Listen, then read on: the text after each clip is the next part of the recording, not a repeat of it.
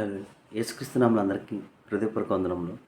ప్రత్యేకమైన సమయంలో ప్రత్యేకమైన రోజు యొక్క వాగ్దానంతో మీ ముందుకు వచ్చున్నాను. దేవుడు ఈరోజు మన గురించి ఉన్న వాగ్దానము యెషయా గ్రంథము 46వ అధ్యాయము 4వ వచనము. నిన్ను ఎత్తుకొనుచు రక్షించువాడును నేనే. హల్లెలూయా. ఈ వాగ్దానం ద్వారా మనకి రక్షణ కలుగును గాక. ఈ వాగ్దానం ద్వారా ప్రతి విషయమందు మనకి విజయం కలుగును గాక. ఆమేన్.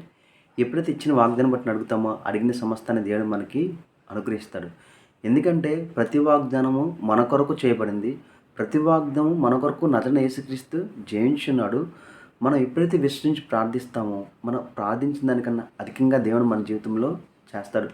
కాబట్టి ప్రతి విషయం ముందు నాకు విజయం ఉందన్న విశ్వాసం ఎప్పుడైతే ముందుకు వెళతావో, ప్రతి విషయం ముందు నాకు రక్షణ కలుగుతుంది, నా దేవుడు నాకు తోడైన విశ్వాసం ఎప్పుడైతే ఉంటావో, అది నీ చుట్టూ ఎంత ప్రమాదకరమైన పరిస్థితి అయినా సరే, నువ్వు ఎంత క్షీణించిపోయినా సరే, ఎంత కృంగిపోయినా సరే, ఆ వాగ్దానం నిన్ను విజయం వైపు నడిపిస్తుంది.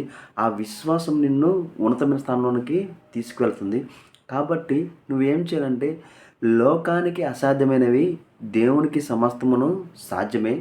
ప్రతిదాన్ని జయించిన వాడు నజరైన యేసుక్రీస్తు. నేను క్రీస్తుని విశ్వసించున్నాను. ప్రతిదాని మీద నాకు అధికారం ఉంది. క్రీస్తు ద్వారా పొందుకున్నాను. ఈ పరిస్థితిలో నేను బయటకు వస్తాను.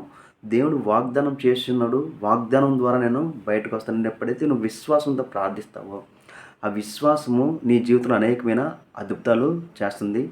అనేకమైన విజయాలు నీకు కలగజేస్తుంది. కాబట్టి నీ జీవితంలో ఏదైనా సరే నీ విశ్వాసాన్ని మాత్రము కోల్పోవడానికి వీలు లేదు.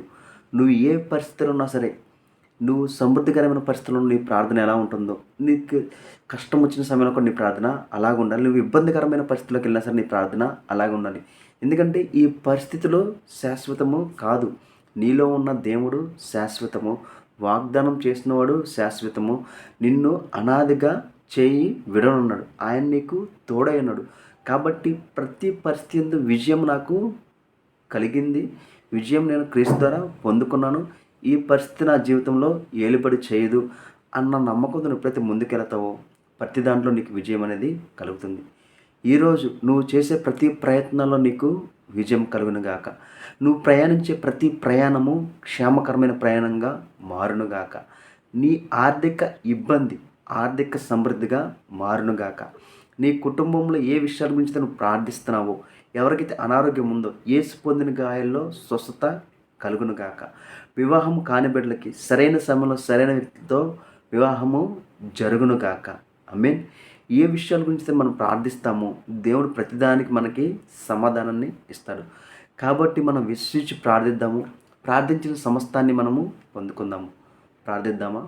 మహాప్రేమ గల నీకే వందన స్తోత్రాలు చెల్లించుకున్నాం తండ్రి. విశ్వాసం ద్వారా అడుగుచున్నాం తండ్రి. వీడియో చూస్తున్నారు తండ్రి. ఏ విషయం గురించి అయితే ఆలోచిస్తూ ఏకీభవించి ఉన్నారు తండ్రి, ఆ విషయంలో విడుదల కలుగునుగా కానీ ప్రవచిస్తాం తండ్రి. అప్పు ఐశ్వర్యంగా మారునుగాక, అనారోగ్యం ఆరోగ్యంగా మారునుగాక. ఏ విషయంగా బలహీనంగా ఉన్నారో ప్రతి బలహీన నజరైన యేసుక్రీస్తును తొలగిపోనుగా కానీ ప్రవచిస్తాం తండ్రి. కావాల్సిన ప్రతి ఒక్కరికి కావాల్సిన ప్రతి ఒక్క సహాయాన్ని అందచేయమని నజరేయుడైన యేసుక్రీస్తు నామములో అడిగి వేడుకుంటున్నాం తండ్రి. ఆమేన్. అందరికీ హృదయపూర్వక వందనము.